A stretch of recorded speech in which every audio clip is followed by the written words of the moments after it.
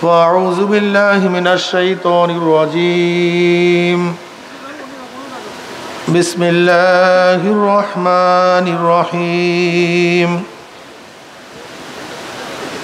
يا أيها الذين آمنوا صلوا عليه وسلموا تسليما اللهم صل على سيدنا ونبينا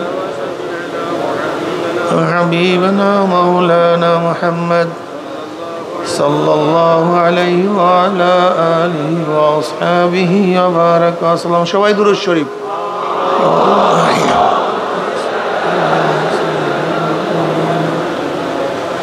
وحبيبنا مولانا صلى الله عليه وسلم اللهم صل على سيدنا وحبيبنا مولانا محمد صلى الله عليه وعلى آله وأصحابه وبارك وسلم أعوذ بالله من الشيطان الرجيم بسم الله الرحمن الرحيم وما أرسلناك إلا رحمة للعالمين صدق الله مولانا العظيم وصدق رسول النبي الكريم আল্লাহ পাকের বান্দা জনাব মুহাম্মদ রাসূলুল্লাহ সাল্লাল্লাহু আলাইহি ওয়াসাল্লামের উম্মতগণ, আল্লাহ পাক রব্বুল আলামিন আপনাকে আমাকে এই ফিতনা ফাসাদের জমানায় যখন তাম দুনিয়ার থেকে ইসলাম মুসলমানকে মিটিয়ে দেওয়ার ষড়যন্ত্র চলতেছে, তাম দুনিয়ার মধ্যে ইসলাম মুসলমান থাকবে কি থাকবে না এই প্রশ্নের সৃষ্টি হয়েছে। যে জমানায় মানুষ নেকের কাজ ছাড়তেছে, গুনার কাজ ধরতেছে, শুধু গুনার কাজ ধরিয়ে না বরং গুনার কাজে প্রতিযোগিতা শুরু করছে কে কার আগে জাহান্নামে যাবে। যে জমানায় মানুষ নেকের কাজে আশ্চর্য হয়, গুনার কাজে স্বাভাবিক থাকে, যে জমানায় মুসলমান ইসলামকে পছন্দ করে না বরং নামধারী মুসলমান ইসলামের সবচেয়ে বড় দুশ্মন হয়ে গেছে, যে জমানায় একদল মানুষ শিরক বিদআতকে ইবাদত মনে করে, যেমন কবর পূজা, ব্যক্তি পূজা, এগুলি শিরক বিদআত, কিন্তু দাবি করে আমি আবেদ, আমি মারেফাতের লোক, আমি তাসাউফ পন্থী, আমি ইলমে বাতিন পন্থী। সে করতেছে শিরক বিদআত কিন্তু নিজেকে আবেদ দাবি করে। এরকম আছে কি নাই ভাই? একদল লোক শিরক বিদআতকে ইবাদত মনে করে, আর একদল লোক যা শিরক বিদআত না তাকে শিরক বিদআত মনে করে। যেমন লামুজহাবি তথাকথিত আহলে হাদিসরা ইমাম মানা, মাযহাব মানাকে শিরক বলে, বিদআত বলে। কি বলে কি বলে না? অথচ এগুলি খুবই জরুরি। একদম সাধারণ মানুষ নয়, যে গভীর ইলমের অধিকারী না, কি ইলমের গভীর, মুস্তাহিদ পর্যায়ের না, মুস্তানবিদ পর্যায়ের না, এরকম একজন ব্যক্তি ইমাম মানা ব্যতীত, মাযহাব মানা ব্যতীত জান্নাতে যাওয়ার কোনো রাস্তাই নাই, কোনো পন্থাই নেই। যেটা জরুরি, খুবই জরুরি, অথচ এইটাকে শিরক বিদআত মনে করে। একদল লোক শিরক বিদআতকে ইবাদত মনে করে, আর একদল লোক যা শিরক বিদআত না তাকে শিরক বিদআত মনে করে। কতিপয় মানুষ তো এরকম আছে, আংশিক দিন পালন করেও পরিপূর্ণ দিন পালন করার ঢেকুর তুলে পালন করে, আংশিক দাবি করে আমার চেয়ে বড় দিনদার আর দুনিয়াতে নেই। সেই মুহূর্তে আল্লাহ পাক রব্বুল আলামিন আপনাকে আমাকে কোরআন ও হাদিসের মাজলিস, আলেম ওলামা, মুমিন মুত্তাকিন, জাকিরিন শাকিরিনদের গুরুত্বপূর্ণ এক দামি মজলিসে আসার, বসার, বলার, শোনার তৌফিক আল্লাহ পাক দান করছেন। শুকরিয়া তান সবাই বলে আলহামদুলিল্লাহ। এই মাজলিস অনেক গুরুত্বপূর্ণ, অনেক দামি। আমি সব সময় জিকিরের মাজলিসকে ধোলাই কারখানা বলি। ধোলাই কারখানায় ময়লা জামা কাপড় দেওয়া হয়, কারখানাওয়ালা মেহনত করে তাকে পরিষ্কার হিসেবে আপনার কাছে সাপ্লাই দেয়। ময়লা কাপড় কারখানায় দিলে পরিষ্কার হয়ে ফেরত আসে। দুনিয়ার ধোলাই কারখানায় ময়লা কাপড় সাফ করা হয়, আর আখিরাতের ধোলাই কারখানায় গুনাহ সাফ করা হয়, গুনাহ পরিষ্কার করা হয়। এখানে ঢুকছিলাম গুনাহ নিয়া, আল্লাহ পাক কবুল করলে মাজলিস থেকে বের হয়ে যাবে, গুনাহ সব সাফ হয়ে যাবে। বলবেন না সুবহানাল্লাহ? একটু বলেন না সবাই। এই আপনার সুবহানাল্লাহ বলার সাথে সাথে 1000 নেকি আমলনামায় লেখা হয়ে গেছে, 1000 গুনাহ ঝরে গেছে। আপনার সুবহানাল্লাহর আওয়াজ যত দূরে গেছে, কাঁচা পাকা যত গাছপালা আছে, কিয়ামতের ময়দানে জাকিরের পক্ষে সাক্ষী দিয়ে দিবে। এই বাঁশ বলবে আল্লাহ তোমার বান্দা জিকির করছে, আমি নিজে সাক্ষী। এই গাছ বলবে মাওলা তোমার বান্দা জিকির করছে, আমি নিজে সাক্ষী। মুজাহিদের পক্ষে তলোয়ার সাক্ষী দিবে, মুজাহিদের পক্ষে ঢাল সাক্ষী দিবে, তীর সাক্ষী দিবে। এই জমিন সিজদাগিরের পক্ষে সাক্ষী দেবে আল্লাহ তোমার এই বান্দা আমার বুকের মধ্যে কপাল ঠেকায় তোমাকে সিজদা করছে। কাজে এর জন্য আওয়াজে জিকির করলে অনেকগুলি ফায়দা। যে ব্যক্তি গাফেল, জিকির স্মরণ ছিল না, আপনার জিকিরের আওয়াজে তার মধ্যে জিকিরের স্মরণ আসবে। আর আপনার কারণে যত ব্যক্তি জিকির করবে, ওই ব্যক্তি জিকির করার কারণে যত সওয়াব হবে, যার কারণে জিকির করছে ওই ব্যক্তির আমল নামা ওই পরিমাণে নেক লেখা হবে। কথাটা বুঝাতে পারি নাই। এই মাজলিস ধোলাই কারখানা, শুধু ধোলাই কারখানাই নয়, অন্য রওয়ায়াতের মধ্যে আছে মা মিন কওমিন ইসতামাউ ইয়াসকুল্লাহ তাআলা লা ইউরিদুনা বিযালিকা ইল্লা ওয়াজহাহু ইল্লা নাদাহুম মুনাদি মিনাস সামাই আন কুমু মাগফুরাল লাকুম কদ বুদ্দিলাস সাইয়্যাতুম হাসানাত। যখন জাকিরিন জিকিরের মাজলিস ছাড়তে থাকে, একদল আহ্বানকারী ফেরেশতারা আসমান থেকে ডাক দিয়ে বলে জাকিরিন সুসংবাদ শোনো, আল্লাহ পাক তোমাদের গুনাহ খাতা সব মাফ করে দিস। মাফ করছে তাই নয়, তোমাদের সমস্ত গুনাহকে আল্লাহ পাক নেকের দ্বারা পরিবর্তন করে দিস। আসলে ভাই দ্বীনের সব বিষয় এই স্বল্প টাইমে বোঝানো সম্ভব না। দ্বীনের কোনো একটা সাইট নিয়ে আলোচনা করলে বহু সময় প্রয়োজন, এত সময় পাবো কোথায়? এত ইলমও আমার নাই আর সময়ও নেই। সেহেতু সংক্ষিপ্ত কিছু দ্বীনের প্রতি উৎসাহিত করার জন্য আলোচনা হবে। পরিপূর্ণ দ্বীন বোঝানো সম্ভব না, একটু যেন দ্বীনের প্রতি আগ্রহী হই, উৎসাহিত হই, দ্বীনের কাজ করার জন্য জজবা পয়দা হয়, এরকম কিছু আলোচনা করা হবে। বাকি আল্লাহ পাকের ইচ্ছা। আমরা যেটা বলতেছিলাম, দ্বীনের সব দিক বোঝানো সম্ভব না।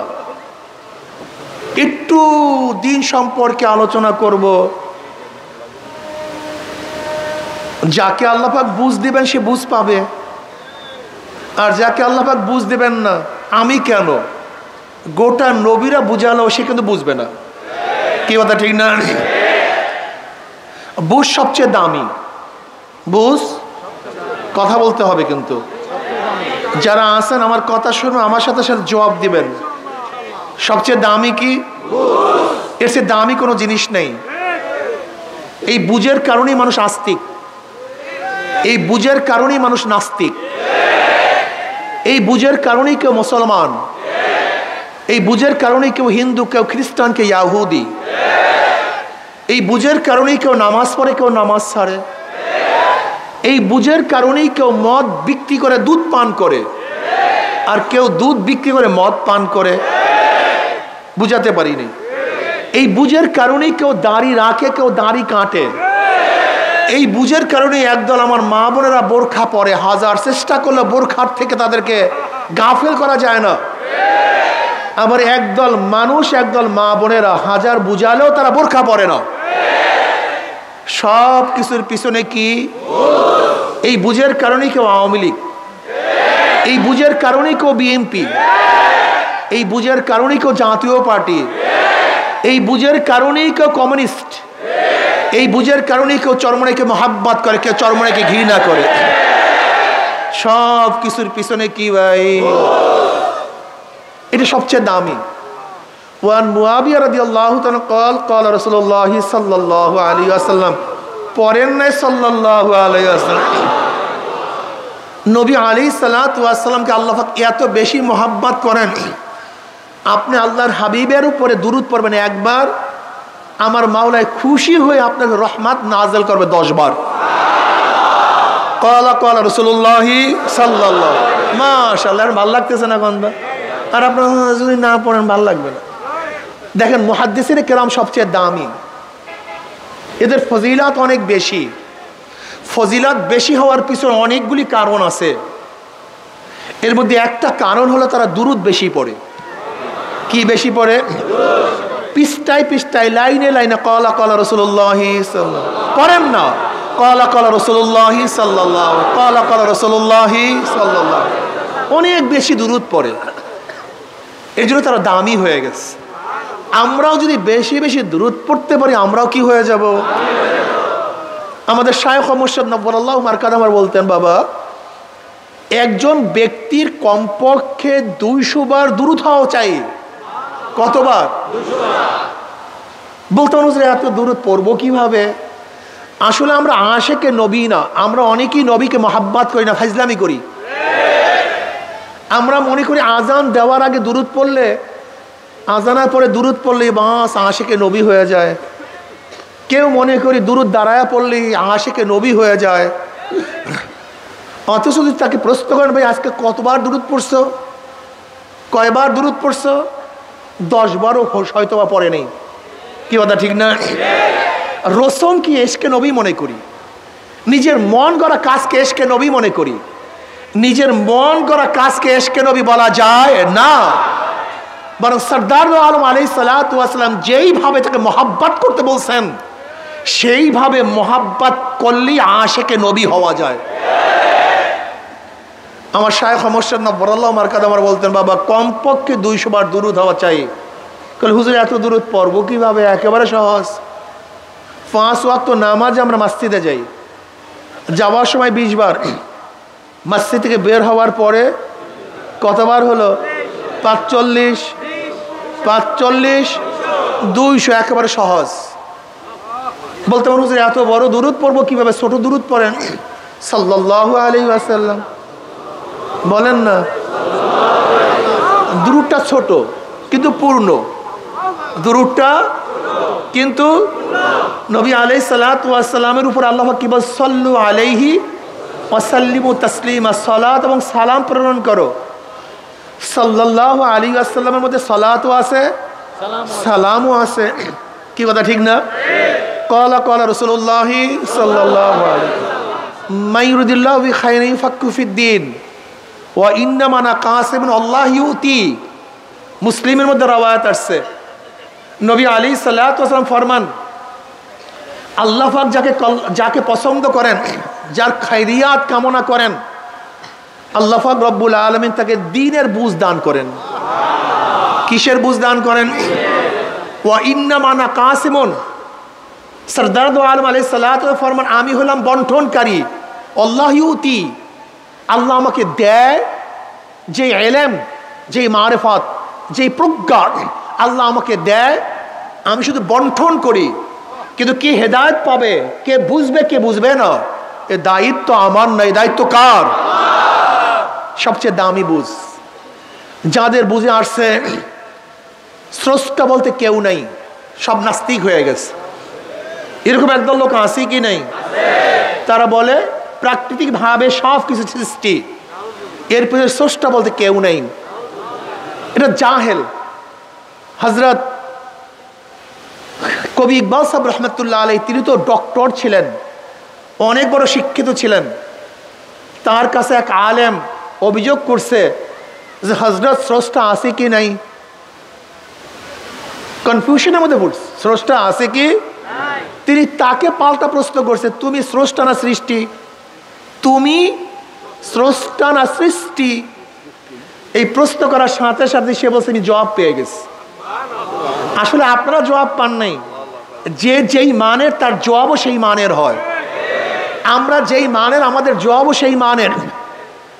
মনে করতে হবে গোটা দুনিয়াতে অজুদি জিল্লি। গোটা দুনিয়া কি ভাই? অজুদি জিল্লি। বলেন অজুদি জিল্লি বলা হয় ছায়া অস্তিত্ব। কি অস্তিত্ব? ছায়া অস্তিত্ব। ছায়ারও কি একটা অস্তিত্ব আছে কি নাই? ঘরের ছায়া, গাছের ছায়া, মানুষের ছায়া, ছায়ার একটা অস্তিত্ব আছে কি নাই? ছায়ার অস্তিত্ব আছে, কিন্তু ছায়া আর একজনের অস্তিত্ব ব্যতীত নিজের অস্তিত্ব লাভ করতে পারে না।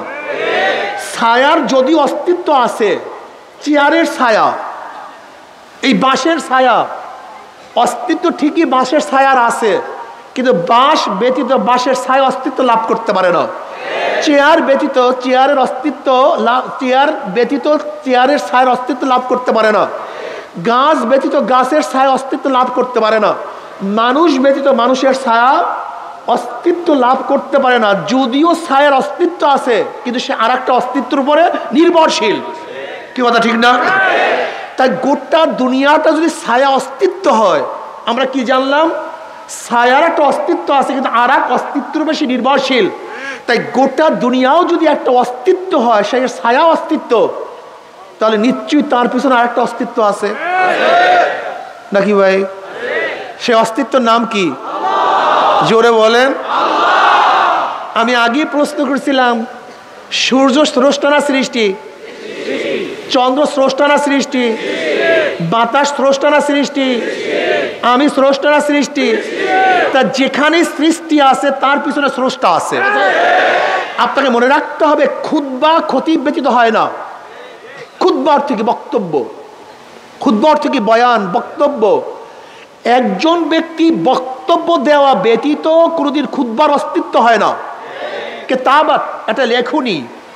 একজন কাতেব পিছনে না থাকলে, একজন লেখক পিছনে না থাকলে লেখার অস্তিত্ব লাভ করতে পারে না। কথাটা বুঝাতে পারি না? বয়ান, একজন বয়ানকারী না থাকলে বয়ানের অস্তিত্ব হয় না। বক্তৃতার পিছনে কি লাগবে? একজন বক্তা লাগবে। লিখনির পিছনে কি লাগবে? একজন লেখক লাগবে। এছাড়া লেখার অস্তিত্ব আসে? তা আমি বললাম, সূর্য কি? চন্দ্র কি? মাটি কি? বাতাস কি? যেখানে সৃষ্টি আছে পিছনে একজন স্রষ্টা আছে। সৃষ্টির অস্তিত্ব লাভ হয় না স্রষ্টা ব্যতীত। আপনার জিজ্ঞাসা করেন, দুনিয়া যদি সৃষ্টি হয় তা তার পিছনে কি আছে? তা তুমি কিভাবে স্রষ্টাকে অস্বীকার করো? তুমি এটা বিয়াকুব নাকি? তোমার অস্তিত্ব তোমার সৃষ্টি প্রমাণ করে পিছনে কি আছে? স্রষ্টা। যারা অস্বীকার করছে স্রষ্টা নাই, তারা নাস্তিক। যারা স্রষ্টাকে স্বীকার করছে তারা আস্তিক। এদিক থেকে গোটা ধার্মিকরা আস্তিক। গোটা ধার্মিকরা কি? হিন্দুরা স্রষ্টা মানে, মানে কি মানে না? খ্রিস্টানরা, ইহুদিরা সবাই স্রষ্টা মানে। মুসলমানরা স্রষ্টা মানে, কিন্তু মানার দিক এক না, মানার দিকটা ভিন্নতা আছে। যেমন হিন্দুরা স্রষ্টা মানে,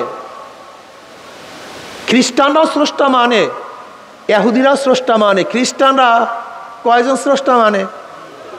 3 জন। জোরে বলেন কয়জন? আল্লাহ একজন, তার স্ত্রী মারিয়াম তিনিও খোদা, আর তার ছেলে ঈসাতেও কি? কারণটা কি? জাত জাতি হয়, জাত জাতি হয়। কলা গাছের গোড়ার থেকে কি হয়? বাঁশের গোড়ার থেকে, বাঁশের গোড়ার থেকে অন্য কিছু হয় না, সেটাও বাঁশ। কলা গাছের থেকে যা কিছু হয় সেটা কলা গাছ। মানুষের থেকে যা হয় নাকি অন্য কিছু? জাত থেকে যা বের হয় একই জাত হয়। যেহেতু ঈসা আল্লাহর থেকে বের হয়েছে, তাহলে কি হবে? কথা বলে না কেন? সেও আল্লাহ হবে। ওদের যুক্তি এই যে ঈসা করে খোদা বানায় ফেলেছে। জোরে বলেন নাউযুবিল্লাহি মিন যালিক। আপনারা জানেন কি জানি না, ব্রিটিশ এদেশ দখল করার পরে গোটা পাক ভারত উপমহাদেশের সমস্ত মানুষদেরকে খ্রিস্টান বানাবার একটা পরিকল্পনা হাতে নিয়েছিল। গোটা মানুষ কি হবে? খ্রিস্টান হবে। এ প্ল্যান। যেরকম বিগত সরকারগুলি আমাদের গোটা বাংলাদেশের মানুষদেরকে নাস্তিক বানাবার প্ল্যান করেছে। কিভাবে নাস্তিক বানানো যায় সেটা পরে বলতেছি। ঠিক ব্রিটিশও চিন্তা করছিল গোটা পাক উপমহাদেশের সমস্ত মানুষকে কিভাবে সবাই অন্যদিকে খেয়াল কি বানানো যায়। এই প্ল্যানটা কি করছে, গোটা পাক উপমহাদেশের বড় বড় জামে মসজিদগুলিতে খ্রিস্টান পাদ্রীরা শুক্রবার দিন বয়ান করত। এটা বাধ্যতামূলক, বয়ান করতে দিতে হবে, সরকারের ল আইন। এর জন্য জুমার মসজিদে খ্রিস্টান পাদ্রীরা বয়ান করত। তাই দিল্লির মসজিদে একদিন খ্রিস্টান পাদ্রী কাছে বয়ান করার জন্য। এবার খ্রিস্টান পাদ্রী মুসল্লিদের কাছে প্রশ্ন করছে, আপনার বাবার নাম কি? বলে আমার বাবার নাম আব্দুল্লাহ। আপনার বাবার নাম? আব্দুর রহমান। বলে আপনার বাবার নাম? বলে আব্দুল করিম। বলে আচ্ছা, এখানে বাবা ছাড়া কেউ নাই? বলে না। একজন বাবা ছাড়া নাই? বলে না। বাবা ছাড়া কেউ হতে পারে? বলে না। এবার পাদ্রী পাল্টা প্রশ্ন করছে, যেহেতু বাবা ছাড়া কেউ হতেই পারে না, প্রত্যেকের বাবা আছে, এবার বলেন তো ঈসার বাবাকে? প্রশ্ন করছে, এবার বলেন তো ঈসার বাবাকে? এখন প্রত্যেকের দিকে তাকায়, কেউ জবাব দেয় না। বলে যান, এই প্রশ্নের জবাব আজকে দেওয়ার দরকার নেই, আগামী জুমায় এই প্রশ্নের জবাব দিবেন। সবার যেহেতু বাবা আছে, বাবা ছাড়া কেউ জন্মগ্রহণ করতে পারে না, নিশ্চয়ই ঈসার একজন বাবা আছে, সেই বাবাকে আগামী জুমার মসজিদে জবাব দিবেন। একজন মুসল্লি দাঁড়ায় বলতেছে, আগামী জুমার দরকার নেই, পাদ্রী সাহেব বলেন, আমরা ফেল করছি, আপনি বলেন ঈসার বাবাকে। আমরা ফেল করছি, আপনি বলুন। এবার পাদ্রী সাহেব বলছে, দেখেন বাবা ছাড়া কেউ হতে পারে না, এটা নিশ্চিত, তা নিশ্চয়ই ঈসার একজন বাবা আছে, সেই বাবা আল্লাহ। এবার মুসল্লি পাল্টা প্রশ্ন করছে, বুঝলাম তো আল্লাহ ঈসার বাবা, তা ঈসার বাবার সন্তান কয়জন? ঈসার বাবার সন্তান একজন। আমার সন্তান 10 জন, আর ঈসার বাবার মাত্র একজন সন্তান। ঈসার বাবা এত দুর্বল, এত অপারক, মাত্র একটা সন্তান জন্ম দিছে, আমি 10টা সন্তান জন্ম দিছি। যদি ঈসার বাবা এত দুর্বল হয়, সে আমাদের খোদা হতে পারে না, তাকে আমি আল্লাহ মানতে পারি না। ওই যে পাদ্রী ভাগছে, আর কোনোদিন দিল্লির মসজিদে ঢোকে নেই, পালায়া গেছে। ঠিক আমাদের গোটা সন্তানদেরকে নাস্তিক বানাবার চক্রান্ত চলতেছিল। কিভাবে? দি অরিজিন অফ ম্যান, মানুষের আদি উৎস কি? মানুষ কি আদম থেকে না মানুষ থেকে, না মানুষ জানোয়ারের থেকে? একটা মাসালা আছে কি নেই? আমাদের 6-7 ছোট ছোট বাচ্চাদেরকে, বাবা তুমি পড়ো কিসে? তুমি কিসে? ও দাঁড়াও, মাস্ক খোলো, তোমার এখানে ধুল নেই তো বাবা। এই বাচ্চার মাথা যদি ঢুকানো হয়, এই ছোট বাচ্চার মাথা যদি ঢুকানো হয় যে তোমার উৎস কোথার থেকে, এই বাচ্চাকে জানে থিওরি বিবর্তন কি, পরিবর্তন কি, এটুকু জানে? যদি ওকে ঢুকানো হয় যে তোমার অরিজিন, তোমার উৎস আদম না জানোয়ার থেকে, বানর থেকে, ওকে যদি কোরআন ও হাদিস পরবর্তী বেটেও খাওয়াই, মাথায় ঢুকবে? বসো বাবা, প্ল্যানটা বুঝছেন? শুধু একটা থিওরি, 2টার দরকার নাই তো, শুধু একটা থিম। দেখেন, সংশয়বাদী, অস্বীকারী আর সংশয়বাদী 2টাই খতরনাক। অস্বীকারীর চেয়ে সংশয়বাদী আরো খতরনাক। 2টা প্ল্যান, যে হয়তো অস্বীকার করবা অথবা সন্দেহ করবা। হয়তো কি করবা? অথবা যদি বাচ্চার মাথার মধ্যে ঢুকানো যায় আল্লাহ আছে কি নাই, তাহলে বাস ক্লিয়ার, বুঝাতে পারি নাই। যেমন ধরে না, আপনি বাসে ঢাকা যাইতেছেন, একটা ব্যক্তি আপনার পাশের সিটে ছিল, আর একটা ব্যক্তি সে উঠা যাওয়ার সময় পাশের ব্যক্তিকে বলল, ভাই আপনার পাশে যে ব্যক্তি আছে তার কিন্তু চরিত্র বেশি ভালো না, এই কথা বলে সে চলে গেছে। আচ্ছা বলেন তো, যেই ব্যক্তির ব্যাপারে আপনাকে সন্দেহ সৃষ্টি করছে, এখন ওই ব্যক্তি যদি আপনাকে কিছু খেতে দেয়, আপনি খাবেন? যদি জোরাজুরি করে, সন্দেহ? যত জোরাজুরি করবে, কারণটা কি বলেন তো? ঠিক কাউর যদি কোরআন ও হাদিসের উপর একটা সন্দেহ সৃষ্টি হয়, ওদের মূল প্ল্যানটা কি ছিল দেখেন তো? নবী আলাইহিস সালাতু ওয়াস সালাম আল্লাহ প্রেরিত কি প্রেরিত না? কোরআন কি আল্লাহর কিতাব কি কিতাব না? তা আমরা কি আদম থেকে না? ব্যাস, এই সন্দেহ। বিশ্বাস করেন অথবা নাই করেন, এখানে যারা মুসল্লি আছেন এর মধ্যে হাজারো মুসল্লি আছেন সংশয়বাদী।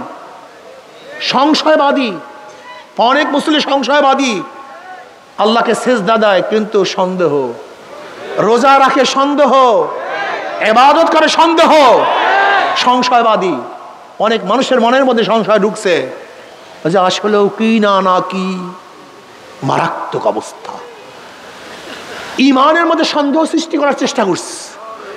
এই যত আর্টিকেল, যত নাটক, যত নভেল, যত সিনেমা, এর মূল কি? আমাদের ইমানের উপরে আঘাত করা, আর কিচ্ছু না। শুধু ইমানের উপরে আঘাত করো। আপনি ভাবছেন আপনি নামাজ পড়তেছেন কিসের বলে জানেন? ইমানের কারণে। আপনি রোজা রাখতেছেন কেন জানেন? ইমানের কারণে। আপনি নামাজ পড়েন না কেন জানেন? আপনার ইমান দুর্বল হওয়ার কারণে। আপনি রোজা ছাড়তেছেন জানেন? ইমান দুর্বল হওয়ার কারণে। আসলে ইবাদত মূল না, ইবাদত মূল কিচ্ছু না। ইবাদত যেই জিনিসে করায় সেই জিনিসের বারবার আঘাত করতেছে ওরা, সেটা হলো ইমান। সেটা কি? আমাদের দেশের গোটা মানুষদেরকে নাস্তিক বরাবর চক্রান্ত চলবে, কিন্তু সতর্ক থাকতে হবে। ইমানের ব্যাপারে কারোর সাথে কোনো আপোষ নেই, কোনো আপোষ নাই। জীবন চলে যাবে কিন্তু ইমান ছাড়বো না ইনশাআল্লাহ। মরে যাব, ইমানের সাথে মরবো। বাঁচবো ইমান নিয়ে বাঁচবো, লড়বো ইমান নিয়ে লড়বো। হায়াত যতদিন নিঃশ্বাস থাকবে ইমান নিয়ে নিঃশ্বাস ছাড়বো। আমি বেঈমান অবস্থায় 1 সেকেন্ড বাঁচতে চাই না। আল্লাহর কর্তৃত্ব, নবীর নেতৃত্ব। জোরে বলেন, আল্লাহর কর্তৃত্ব, নবীর নেতৃত্ব, অর্থাৎ আল্লাহর হুকুম আর নবী আলাইহিস সালাতু ওয়াস সালাম দিক নির্দেশনা যেইভাবে বলেছেন সেইভাবে চলা। আল্লাহর কর্তৃত্ব, নবীর নেতৃত্ব। অন্য কোন আইন মানি না, সেকুলার মানি না, ডেমোক্রেসি মানি না, সোশ্যালিজম মানি না, ক্যাপিটালিজম মানি না, কমিউনিজম মানি না। ইনিল হুকম ইল্লা লিল্লাহ। আসমান আমার মাওলার, জমিন আমার মাওলার, বাতাস আমার মাওলার, পানি আমার মাওলার। তোকে বানিয়েছে আল্লাহ, আমাকে বানিয়েছে আল্লাহ, আমার বাবার স্রষ্টা আল্লাহ, আমার দাদার স্রষ্টা আল্লাহ। সব কিছুর মালিক যখন আল্লাহ, আইনও চলবে আল্লাহর। সৃষ্টি যার, আইন তার। কি আমার কথা বললাম না মোমেনের কথা বললাম? আস্তে করে, এটা আমার কথা না মোমেনের কথা। কিন্তু অনেকের কাছে এটা ভালো লাগে না, সমস্যাই, পছন্দ হয় না। তোমার ইমানের মধ্যে ত্রুটি। আমি আল্লাহর কর্তৃত্ব, একসাথে বলেন না, আল্লাহর কর্তৃত্ব। এছাড়া Karl Marx, Mao Tse Tung, Abraham Lincoln, Socrates, Plato, Aristotle, Montesquieu, Locke, Rousseau, দুনিয়ার কোন নেতার, কোন দার্শনিকের দর্শন আমার মাথায় ঢুকে না। আমার মধ্যে একমাত্র জনাব মুহাম্মদ রাসূলুল্লাহ সাল্লাল্লাহু আলাইহি ওয়াসাল্লাম যে দর্শন এবং নীতি আদর্শ নিয়ে আসছেন সেদিন মাথার মধ্যে ঢুকছে, জমনের ঢোকা ঢুকছে, বের করতে পারি না, বুঝে আসছে সেইটাই। এর জন্য আমি বলি, আমার নেতা তোমার নেতা বিশ্ব নবী মুস্তাফা। আমার নেতা তোমার নেতা, আসতে কয়, আমার নেতা তোমার নেতা, আরো জোরে, আমার নেতা তোমার নেতা। আমরা সবাই নবীর সেনা। জীবন বার স্লোগান দিয়েছ, আমরা কে এরশাদ সেনা, আমরা সবাই মুজিব সেনা, আমরা সবাই জিয়ার সেনা। হ্যাঁ ঠিকই আছে, যে যার সেনা। কিয়ামতের ময়দানে সেনাপতি সামনে থাকবে, সৈন্যরা কথা বলে না। সেনাপতি সামনে, সৈন্যরা পিছনে। যারা শেখ সাহেবকে নেতা মানছ, আল্লাহর কসম কিয়ামতের ময়দানে দেখবা শেখ সাহেব সামনে, তুমি তার পিছনে। যারা জিয়াউর রহমানকে নেতা মানছ, দেখবা জিয়াউর রহমান সামনে, অনুসারীরা পিছনে। যারা এরশাদকে নেতা মানছ, খালেদা জিয়াকে নেতা মানছ, শেখ হাসিনাকে নেতা মানছ, তারেককে নেতা মানছ, জয়কে নেতা মানছ, কিয়ামতের ময়দানে নেতারা, অনুসারীরা নেতারা যেখানে যাবে অনুসারীরাও বিশ্বাস হয় না। আচ্ছা, আপনার মুনাফেক ভাব কেন? ঘটনা কি? দুনিয়াতে শেখ সাহেবকে সামনে দিতে চান, দুনিয়াতে জিয়াউর রহমানকে সামনে দিতে চান, দুনিয়াতে এরশাদ সাহেবকে সামনে রাখতে চান, খালেদা জিয়াকে, শেখ হাসিনাকে সামনে রাখতে চান, তারেক জয়ের নামের উপরে সিন্নি বিতরণ করতে চান, তাদের নামের শ্রদ্ধার সাথে মিষ্টি বিতরণ করতে চান, তাই কিয়ামতের মধ্যে তারা আপনাদের সামনে থাকবে, এটা চান না কেন? বিশ্বাস করেন, আজকে কসম করে জিজ্ঞাসা করবেন, আপনারা আজকে ইস্তাফতা নাফসাকে ইস্তাফতা কালবাক, ওদের কাছে কসম করে জিজ্ঞাসা করবেন, ভাই কিয়ামতের ময়দানে তোর এই নেতারা সামনে থাকবে, তুই চাস না? না ভাই, এটা চাই না রে। আজীব মানুষ, এটা কেমন কথা হলো? তুমি মুনাফেক কায়দা কেন? ঘটনা কি? দুনিয়া তো যাকে সামনে রাখবা, আজকে থেকে নিয়াত করো কিয়ামতের ময়দানে সে তোমার সামনে থাকবে। আমরা তো সেই নিয়াত করছি। আমরা কি সেই নিয়াত করেছি? এর জন্যই তো নবী আলাইহিস সালাতু ওয়াস সালামের বাহিরে কাউকে নেতা মানি না, মানতে পারি না। হক্কানি ওলামায়ে কেরামের বাহিরে কাউকে নেতা মানি না, মানব না, মানতে পারি। এর জন্য জনাবে মুহাম্মদ রাসূলুল্লাহ সাল্লাল্লাহু আলাইহি ওয়াসাল্লাম নেতা মানছি, মানবো ইনশাআল্লাহ। কোন বিশ্বাসের কারণে? আল্লাহ পাক কালামে পাকের মধ্যে ফরমান, ইয়ামা নাদু কুল্লা উনাসিন বিইমামিহিম। দেখেন কোরআনের মধ্যে আয়াত, ইয়ামাল কিয়ামা নাদু কুল্লা উনাস, নাসের বহু বছর উনাস, ডাকা হবে কিয়ামতের ময়দানে প্রত্যেকটা মানুষকে বেআয় মা ইমামিহিম, তার নেতার সাথে। স্পষ্ট কোরআন আয়াত, ব্যাখ্যা বিশ্লেষণের কোনো প্রয়োজন নাই।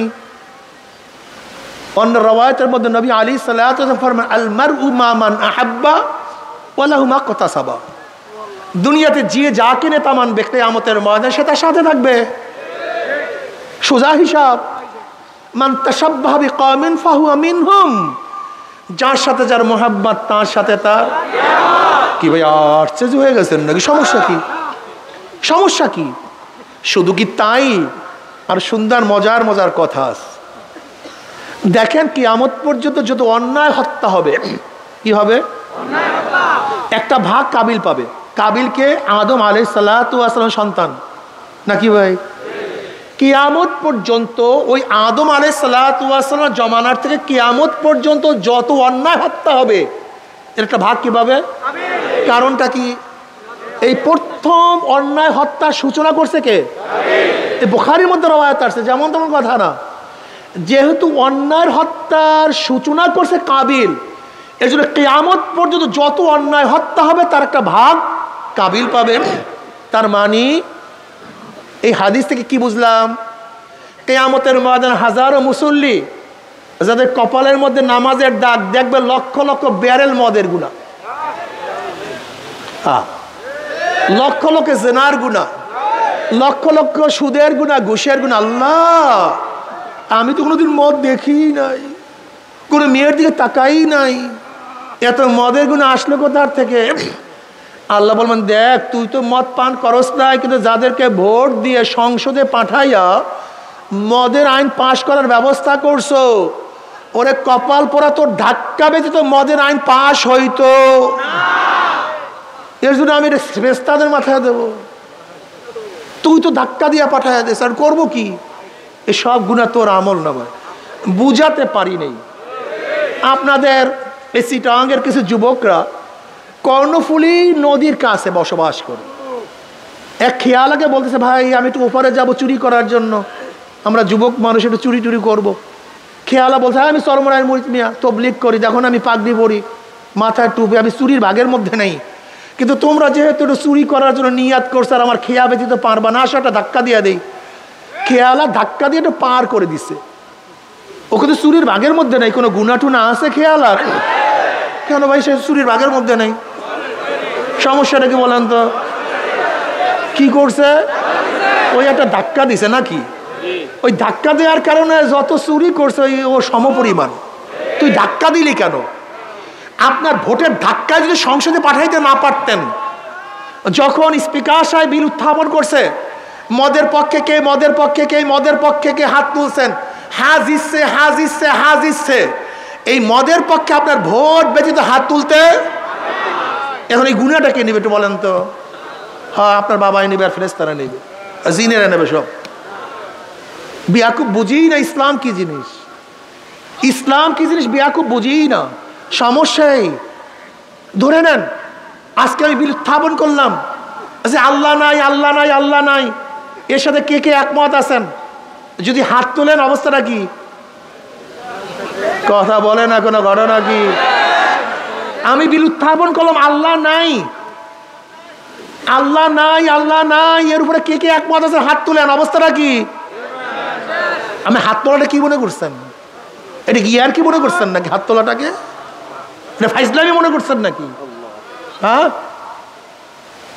যাদের ভোটের মাধ্যমে জেনার আইন পাশ হয়েছে, আপনি জানেন বাংলাদেশে জেনা বৈধ।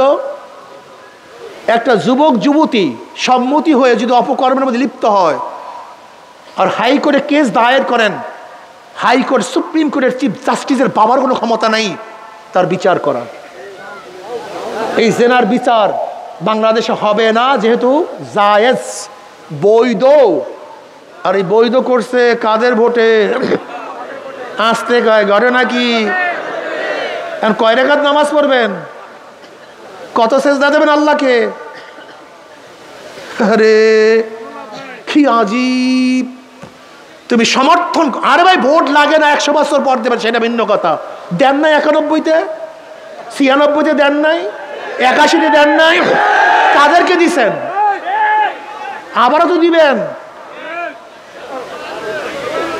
ইবারাত কা যা হয় তামাশা নেই। শোনেন, লাস্তা আলাইহিম বিমুসাইতির। আমি বক্তব্য মানাবার জন্য আসি না, বক্তব্য শোনাবার জন্য আসছি। একজনও মানিয়েন না আমার কথা, একজনও মানিয়েন না, কোনো আফসোস নেই, কোনো সমস্যা নেই। আমি কিসের জন্য আসছি ভাই? না মানাবার জন্য। মানেন আর না মানেন, গাঠি বাড়িয়া ফালায়া দেন, কিন্তু বুঝিয়া শুনিয়া কিয়ামতের ময়দানে উঠবেন। খবরদার, যারা কিয়ামতকে বিশ্বাস করেন, যারা বিশ্বাস করেন না তাদের কাছে কোনো বক্তব্য নেই। যারা কিয়ামতকে বিশ্বাস করেন, ওয়াম্মা মান খাফা মাকামা রাব্বিহি ওয়া নাহান নাফসা আনিল হাওয়া ফাইনাল জান্নাতা হিয়াল মাওয়া।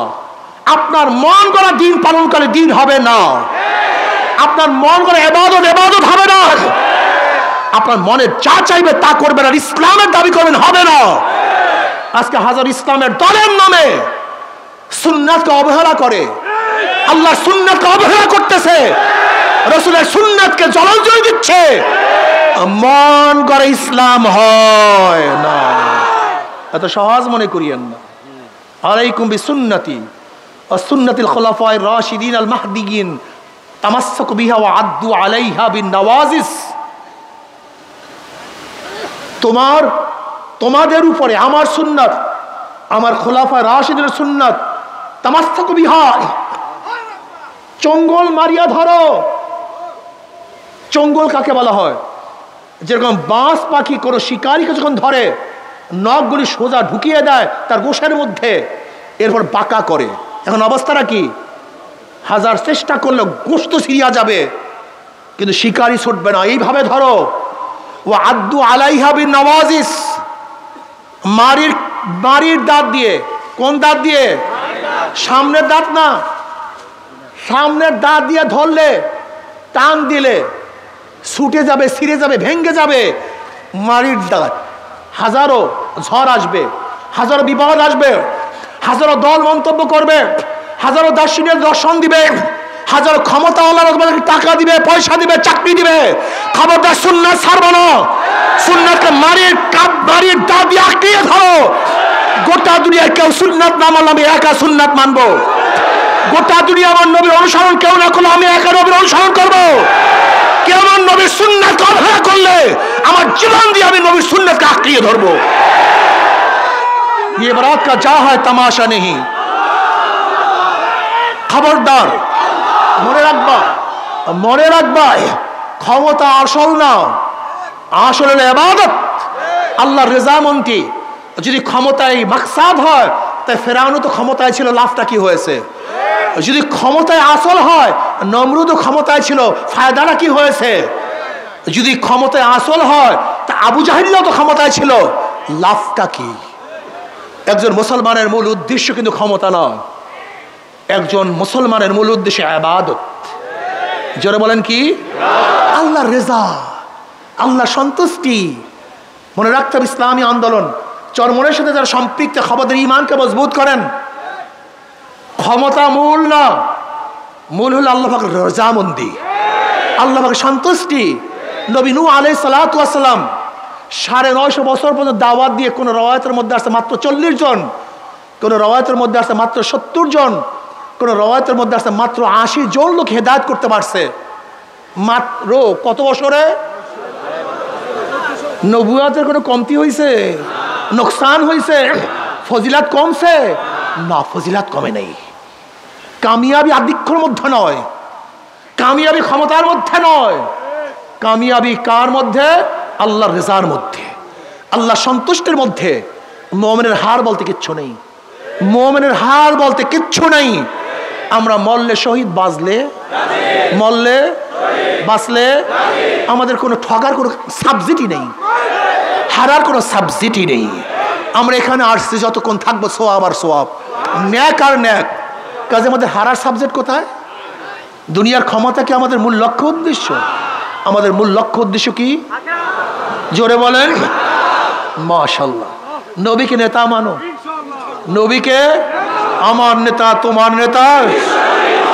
জোরে বলে আমার নেতা তোমার নেতা, আমার নেতা তোমার নেতা। আমরা সবাই নবীর সেনা। জোরে বলো আমরা সবাই নবীর সেনা। দুই হাত তুলিয়া বলেন, সবাই দুই হাত তুলিয়া বলেন আমরা সবাই নবীর সেনা, আমরা সবাই রসুল সেনা। আমার নেতা তোমার নেতা। নারায়ে তাকবীর, নারায়ে তাকবীর, নারায়ে তাকবীর। আমরা সবাই নবীর সেনা। কোরআন সুন্নাহর আলো ঘরে ঘরে জালো, কোরআন সুন্নাহর আলো। নারায়ে তাকবীর, নারায়ে তাকবীর। আমরা সবাই নবীর সেনা, ভয় করি না বুলেট বোমা। আলহামদুলিল্লাহ।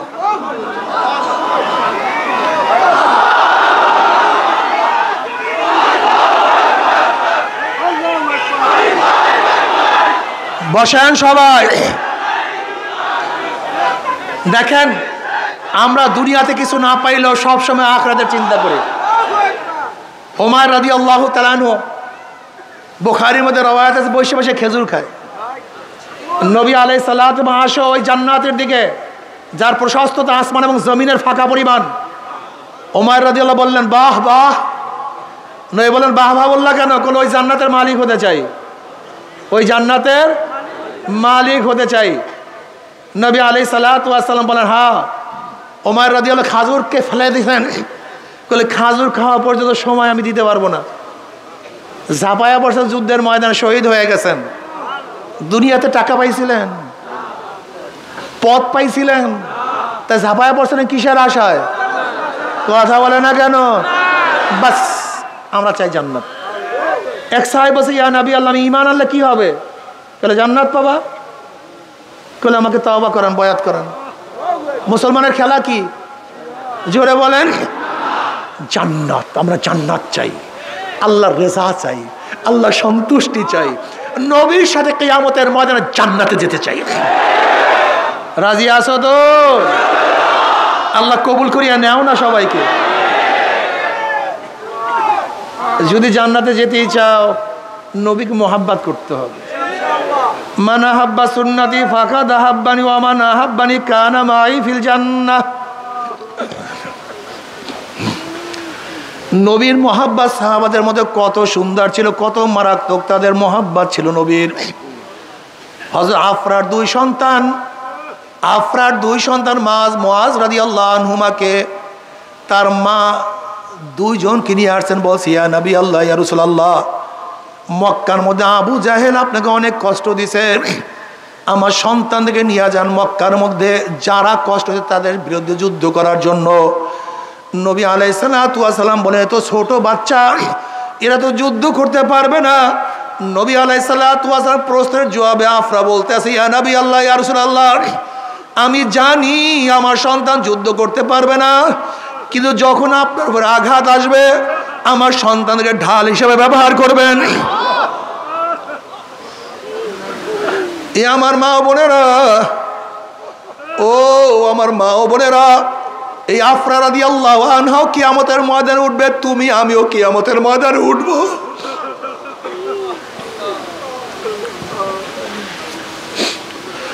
নবী আলাইহিস সালাতু ওয়াস সালাম বললেন, তোমাদের মধ্যে যে বড় আমি তাকে নিব, যে ছোট আমি তাকে নেব না। এবার ছোট ভাই বড় ভাইকে বলছে, ভাইয়া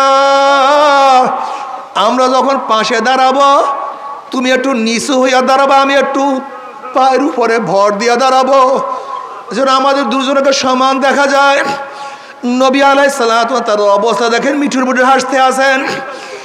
যখনই দাঁড়াইছে দেখো দুজন সমান, এখন কাকে বাদ দিবে কাকে নিবে?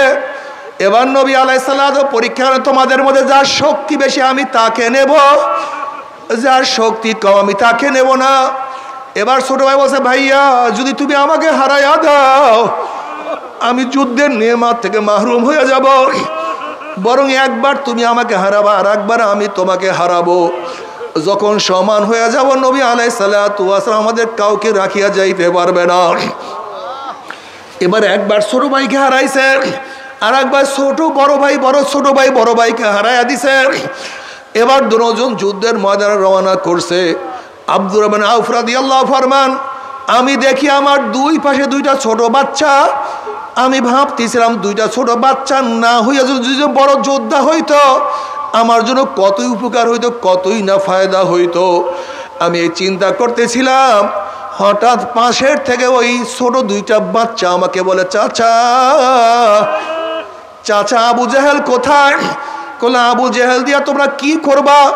তখন বাচ্চা দুইটা বলতে আছে, আবু জেহেল আমার নবী আলাইহিস সালাতু ওয়াস সালামকে মক্কায় বহুত কষ্ট দিছে, আমার নবী সেজদার মধ্যে পড়ছে, তার মাথার উপরে উঠে পচা নারী বুড়ি চাপাইয়া দিছে, আমার নবীকে শিয়াবে আবু তালেবের মধ্যে 3 বছর অবরুদ্ধ অবস্থায় রাখছে, আমার নবীকে দেশ ছাড়িয়া হিজরত করতে বাধ্য করছে, আমার নবীকে এত কষ্ট দিয়ে সেই প্রতিশোধ নেওয়ার জন্য আমরা মক্কায় ময়দানে চলে আসছি।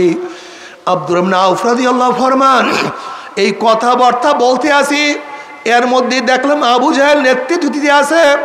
আমি ওই বাচ্চাদেরকে বললাম, ওই যে দেখো উঁচা ঘোড়ার উপরে পাগড়ি পরা আবু জেহেল নেতৃত্ব দিয়ে আছে, ওইটাই হলো আবু জাহাল। হযরত আব্দুর রহমান আউফ রাদিয়াল্লাহু ফরমান, আমি এই বলার সাথে সাথে দেখলাম আমার দুই দিক থেকে দুইটা বাচ্চা বাজ পাখির মতো আবু জাহেল উপর আক্রমণ করছে। একজন ভাই পায়ের উপর আক্রমণ করছে, কেউ ঘোড়ার উপর আক্রমণ করছে, আবু জেহেল তাদের উপর আক্রমণ করছে। আমি দেখতে আসি এক ভাইয়ের হাতের থেকে হাতটা ছুটিয়া চামড়ার সাথে ঝলতে আছে, সে যুদ্ধ করতে পারতেছিল না। হঠাৎ আমি দেখলাম যার হাত চামড়ার সাথে লাগা, সে হাতটাকে পায়ের নিচে নিয়ে একটা ঝটকা টান মারিয়া তার হাতটাকে সিরিয়া ফালাইয়া দিছে। বাবা রে, এরাও কিয়ামতের ময়দানে উঠবে, তুমি আমিও কিয়ামতের ময়দানে উঠবো। কি নিয়া কিয়ামতের ময়দানে উঠবো? খবরদার হিসাব নিকাশ না মিলাইয়া কেউ মাওলার কবরে যাইও না। আমার যুবক বাবার, আমার মুরব্বী বাবার, আমার পর্দার মা বোনেরা, কি নিয়ে রওনা করছো? কোথায় রওনা করছো? কি নিয়ে রওনা করছো? হাসিবু কবলাম তুহাসাবু, তোমার কাছে হিসাব নেওয়ার আগে তুমি তোমাকে হিসাব নাও। তোমার নামাজের অবস্থা কি? তোমার রোজার অবস্থা কি? তোমার পর্দার অবস্থা কি? আল্লাহ তুমি মাফ করিয়া দাও। আল্লাহ খবরদার, খবরদার, তওবা না করিয়া মাওলার কবরে যাইও না। যদি তওবা না করিয়া মাওলার কবরে যাও, ওই কবর তার কবর থাকবে না। কোন কোন নাফরমানের কবরের দুই পাশের মাটি এত জোরে চাপ মারবে, চাপের জোরে এক পাজরের হাঁটি আর এক পাজরে লাগাইয়া ফেলবে। আল্লাহ মাফ করিয়া দাও। আর যদি মাওলাকে রাজি খুশি করিয়া কবরে যাইতে পারো, কবরটা জান্নাতের বাগিচা হয়ে যাবে। কিয়ামতের ময়দানে উঠবে আল্লাহ পাক রব্বুল আলামিন তোমার চেহারাকে আলোকিত করিয়া ফেলাইবেন। আমলনামার ডাইন হাতে পড়িয়া যাবে, নেকের পাল্লা ওজন হইয়া যাবে, গুনার পাল্লা হালকা হইয়া যাবে। আল্লাহ তুমি আমাদের সবাইকে মাফ করিয়া দাও। তবে মুমিন মুসলমান বলতে সবাই মনে চায় গুনার থেকে ফিরিয়া নেক আমল করিয়া মাওলার জান্নাতে তো সবাইরই যাইতে মনে চায়। গুনাহ নিয়া মাওলার জাহান্নামে কাউরি কিন্তু যাইতে মনে চায় না। কিন্তু কেনই বা আমরা নেক আমল করতে পারি না, কেনই বা গুনার কাম ছাড়তে পারি না? এর মূল কারণ হলো আপনার এবং আমার পিছনে নফস এবং শয়তান লাগিয়া রয়েছে। এই নফস এবং শয়তান থেকে বাঁচার জন্য যে কোনো একজন হক্কানি আল্লাহর ওলির হাতে হাত দিতে হবে রে বাবা। খবরদার, বর্তমান জমানায় পীর মুরিদের নামে ভেজাল, ব্যবসা, দলাদলি, হিংসা, হাসাদে পরিণত হয়ে গেছে। সমস্ত আল্লাহর ওলির একমত যে এই পীরের 5 জন মুরিদের মধ্যে কম পক্ষে 3 জনকে দেখবা আলহামদুলিল্লাহ সুন্নাত মুআফাক আমল আখলাক মজবুত হইয়া যাইতে আছে, গুনার কাম ছাড়তে আছে, নেকের আমল ধরতে আছে, কলম নরম হইয়া চোখে পানি আসতে আছে। এরকম একজন হক্কানি আল্লাহর ওলির সাথে হাতে হাত দিয়া তার কথা অনুযায়ী মাওলার কবরে যাইও। আল্লাহুম্মা আমিন। রব্বানা যালামনা আনফুসানা ওয়া ইল্লাম তাগফির লানা ওয়া তারহামনা লানাকুনান্না মিনাল খাসিরিন। আল্লাহ, আমরা কতিপয় গুনাহগার বান্দা, গুনার বোঝা মাথায় দিয়া তোমার শাহী দরবারে হাত তুললাম রে মাওলা। দয়া করে মায়া করে আপনি আমাদের জিন্দগির সমস্ত গুনাহ কথা মাফ করে দেন। আল্লাহ মাফ করবেনি না, ক্ষমা করবেনি না, তাহলে আপনার বান্দার এখানে কেন আসছে? আল্লাহ কি পাওয়ার জন্য আসছে, কি চাওয়ার জন্য আসছে? আল্লাহ, আমরা দুনিয়া পাওয়ার জন্য আসি নাই, দুনিয়া চাওয়ার জন্য আসি নাই, দুনিয়ার বিপদে পড়িয়াও কেউ আসি নাই। কেউ নামাজ কাজা করিয়া ফেলাইছি, কেউ রোজা সারিয়া দিছি, কেউ বেপরদা অপকর্মের মধ্যে লিপ্ত হয়ে গেছি, কেউ হারাম কবিরা গুনাহ করিয়া ফেলাইছি। ইয়া আল্লাহ, আমরা জাহান্নামের কাজ করিয়া ফেলাইছি। আল্লাহ, জাহান্নামের খাতার থেকে আমাদের নামটা কাটিয়া দাও। আল্লাহ, জাহান্নামের খাতার থেকে আমাদের নামটা কাটিয়া দাও। আল্লাহ, জান্নাতুল ফেরদাউসের মধ্যে আমাদের নামটা উঠায়া নাও। আল্লাহ, আমার যুবক বাবাদেরকে কবুল করিয়া নাও। আল্লাহ, আমার মুরব্বী বাবাদেরকে কবুল করিয়া নাও। আল্লাহ, আমার মা বন্ধুকে কবুল করিয়া নাও। আমাদের হাওলা আওলাদ খাস গোলাম বান্দিকে কবুল করে নাও। রব্বানা হাব লানা মিন আজওয়াজিনা ওয়া যুররিয়াতিনা কুররাতা আইনুন ওয়াজআলনা লিল মুত্তাকিনা ইমামা। রব্বির হামহুমা কামা রব্বায়ানি সগীরা।